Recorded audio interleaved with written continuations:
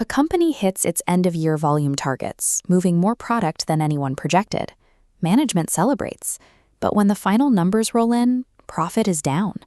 To find out why, we have to navigate the complex internal structures where revenue actually lives and isolate the hidden leaks. Top-line revenue provides an incomplete measure of operational health. To truly evaluate the performance of a selling function, analysts must isolate the contribution margin, holding fixed costs constant to see the raw profitability of units moved.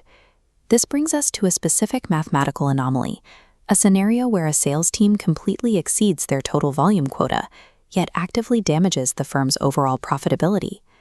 This table shows a company budgeted to sell 500 total units. They overperformed on quantity, selling 520 units.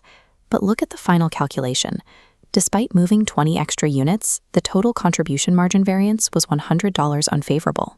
They lost money by selling more. Raw volume growth is a dangerous vanity metric if the underlying drivers of that volume remain unexamined.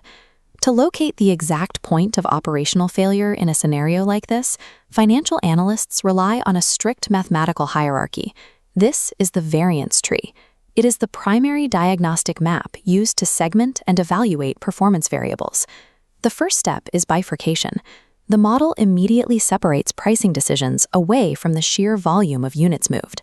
For operations selling only one type of good, this initial split provides enough actionable data for management to correct course. Introducing multiple products into the inventory immediately complicates the analysis. The variables fracture, demanding a much deeper level of segmentation. Multi-product operations require further decomposition of the variance tree to expose hidden margin erosion. Before analyzing the multi-product anomaly, we need to establish the bedrock algebraic formulas for a single product environment. This framework displays the calculations for isolating the respective impacts of price and volume. Focusing strictly on the sales volume variance, the change in actual quantity is multiplied by a locked-in standard margin. The standard contribution margin must be held constant in this equation. If it were allowed to shift, unrelated price fluctuations would contaminate the pure volume data. In a strictly single-product model, there is no variation in what you are selling, meaning the sales mix variance is mathematically guaranteed to be zero. Let's return to the paradox from Act 1. When a company manages a multi-product portfolio, a silent profit killer enters the equation. This table breaks down our 520 actual sales into two distinct product lines, plastic and metal. The budgeted profit margin per unit is $3 for plastic, but only $2.50 for metal. Plastic is the clear premium driver of revenue. Because of this margin difference, management budgeted a specific sales ratio. They expected 60% of volume to come from the premium plastic and 40% from the standard metal. Now compare target to reality. The sales team executed a perfect tie, 260 units of each. The 520 total units moved were skewed. The team failed to sell the high-margin plastic at the 60% expected rate, dragging the mix to a 50-50 split. Shifting sales volume away from a premium product and towards a lower-margin alternative acts as a direct tax on operational profitability. We finalize this autopsy by mathematically separating the financial impact of the mix shift from the pure volume increase. This calculation block isolates the sales mix variance. By falling short of their 60% target for the premium plastic line, the company incurred a severe $156 unfavorable penalty. This specific loss completely eclipsed the minor $130 favorable bump they gained by overselling metal.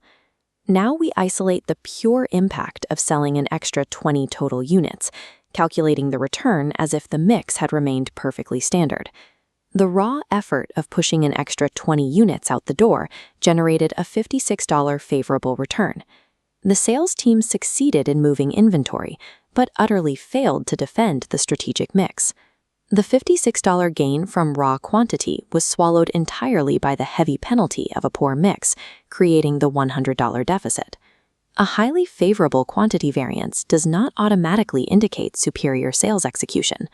Returning to the diagnostic map, we expose the deepest layer of the quantity decomposition. Overall industry trends can artificially inflate or deflate volume numbers. This factor is captured entirely by the market size variance. The adjacent calculation measures direct competitive combat. This represents the actual capture of consumer demand from your rivals. Benefiting from a rapidly growing industry yields vastly different strategic data than actively stealing clients away from a competitor in a stagnant market. Volume variance alone cannot differentiate between a rising economic tide and a dominant sales strategy. Mastering this specific diagnostic flow is a mandatory requirement for professionals pursuing advanced management accounting certification. This document shows a typical high-stakes scenario testing an analyst's ability to locate hidden variances in raw data. Examiners deliberately bypass standard top-line calculations, specifically challenging the candidate to isolate the mix variance. Passing these gauntlets requires visualizing the internal geometry of the formulas, mapping out exactly how quantity variables interact with static margins. This represents the ultimate goal of the analyst, taking chaotic, overlapping data points and locking them into a trackable, functioning system. The variance framework serves as an executive radar system, engineered to pinpoint exact operational failures long before they destroy the bottom line.